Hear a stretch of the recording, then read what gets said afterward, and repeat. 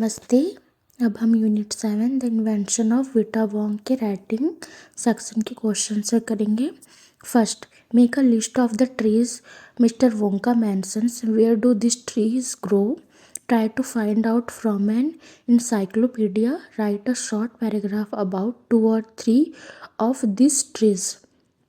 यानी कि mister Wonka जिन पेड़ों का जिक्र करते हैं उनकी एक लिस्ट बनाइए। ये पेड़ कहाँ उगते हैं, किसी इंसाइक्लोपीडिया से पता लगाने की कोशिश करें। इनमें से 2 या 3 पेड़ों के बारे में एक छोटा पैराग्राफ लिखें। Answer, the list of trees mentioned by mister Wonka क्या है? Bristlecone pine grows in North America USA. तो ब्रिसलकोन पाइन कहाँ पाया जाता है? नॉर्थ अमेरिका में, यानी कि उत्तरी अमेरिका में। ओके। सेकंड क्या है? बाओबाब यानी ग्रोज इन अफ्रीका, यानी बाओबाब कहाँ पाया जाता है? अफ्रीका में। डगलस फर यानी कि ग्रोज इन नॉर्थ अमेरिका, ये भी कहाँ पाया जाता है? उत्तरी अमेरिका में। Sequoia redwood grows in California USA, यानी कि यह यूएसए के कैलिफोर्निया में पाया जाता है। Okay. Mr. Wonka mentioned very old trees like the bristlecone pine, baobab, and sequoia. The bristlecone pine grows in the mountains of North America and can live for thousands of years. The baobab tree grows in Africa and stores water in its thick trunk to survive dry weather. The sequoia tree grows in California and is one of the tallest and oldest trees in the world. यानी कि mister Wonka बहुत पुराने पेड़ों का जिक्र करते हैं। Mister Wonka mentions very old trees जैसे ब्रिसलकोन पाइन, बाओबाब और सिकोया। ब्रिसलकोन पाइन उत्तरी अमेरिका के पहाड़ों में उगता है। The bristlecone pine grows in the mountains of north America और हजारों साल तक जीवित रह सकता है। Okay. And can live for thousands of years. Baobab का पेड़ अफ्रीका में पाया जाता है। The baobab trees grows in Africa और सूखे मौसम में जीवित रहने के लिए अपने मोटे तने में पानी जमा करता है। And stores water in its thick trunk to survive dry weather. Sequoia का पेड़ कैलिफोर्निया में पाया जाता है और यह दुनिया के सबसे ऊंचे और पुराने पेड़ों में से एक है। The sequoia trees grows in California and is one of the tallest and oldest trees in the world, यानी कि दुनिया में सबसे ऊंचे और पुराने पेड़ों में से एक है। Second, name some large trees commonly found in your area. Find out something about them. How old are they? Who planted them? Do birds eat their fruit? And write 2 or 3 sentences about each one of them. यानी कि अपने इलाके में आमतौर पर पाए जाने वाले कुछ बड़े पेड़ों के नाम बताइए, उनके बारे में कुछ पता लगाएं, वे कितने पुराने हैं, उन्हें किसने लगाया, क्या पक्षी उनके फल खाते हैं, और उनमें से हर एक के बारे में 2 या 3 वाक्य लिखें। आंसर, बनियान ट्री यानी कि बरगद का पेड़। The banyan tree is very big and lives for hundreds of years. Many birds lives on it. It gives a lot of shade. यानी कि बरगद का पेड़ बहुत बड़ा होता है और सैकड़ों साल तक जीवित रहता है। Lives of for 100 of years, इस पर कई पक्षी रहते हैं। Many birds lives on it, यह बहुत छाया देता है। It gives a lot of shade. Second, peepal tree यानी कि पीपल का पेड़। The peepal tree is considered holy यानी कि पीपल का पेड़ पवित्र माना जाता है। होली यानी पवित्र।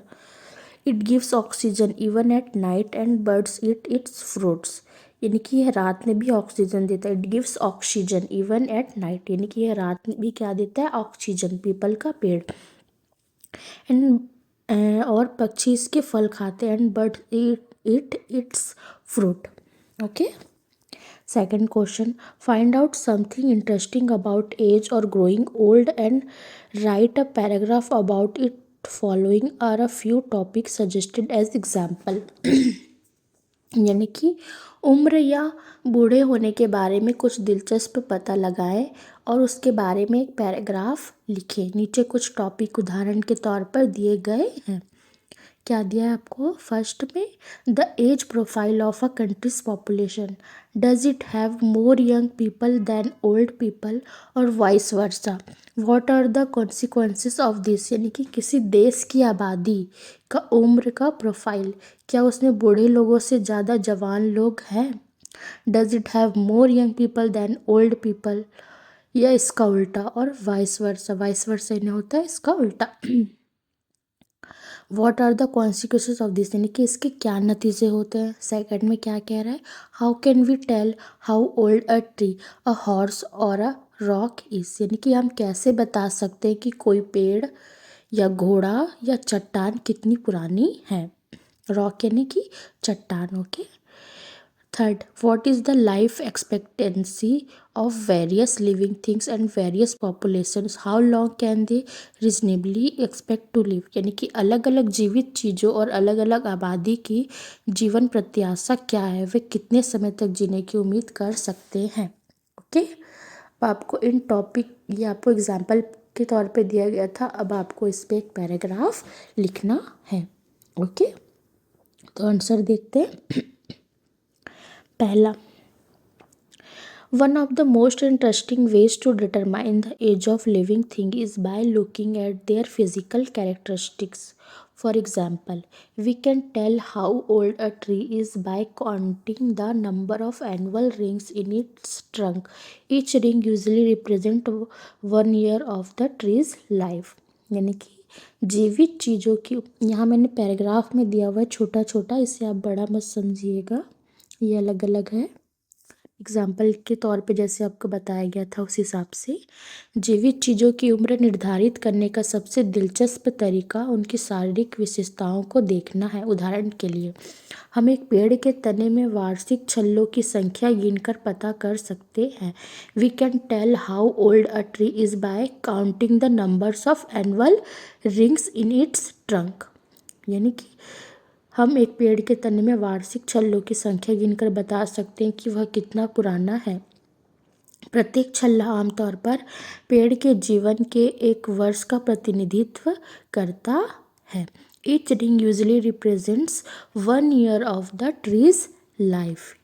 यानी कि प्रत्येक छल्ला आमतौर पर पेड़ के जीवन के एक वर्ष का प्रतिनिधित्व करता है।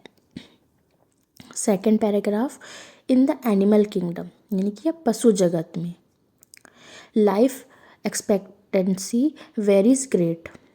While a common house fly lives for only a few weeks, creatures like the bowhead whale or the giant tortoise can live for over 200 years। यानी कि पशु जगत में जीवन प्रत्याशा यानी कि लाइफ एक्सपेक्टेंसी बहुत भिन्न होती है। यहाँ एक सामान्य घरेलू मक्खी केवल कुछ हफ्तों तक जीवित रहती है। While a common house fly lives for only a few weeks, वहीं बोएड वेल या विशाल कछुए जैसे जीव 200 से अधिक वर्षों तक जीवित रह सकते हैं। ओके।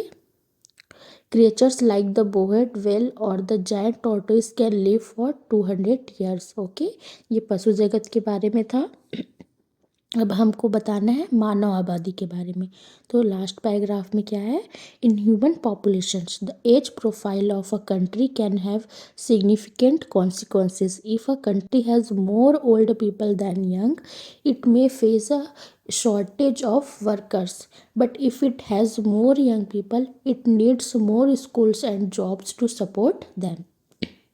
यानी मानव आबादी में किसी देश की आयु रूपरेखा के महत्वपूर्ण परिणाम हो सकते हैं।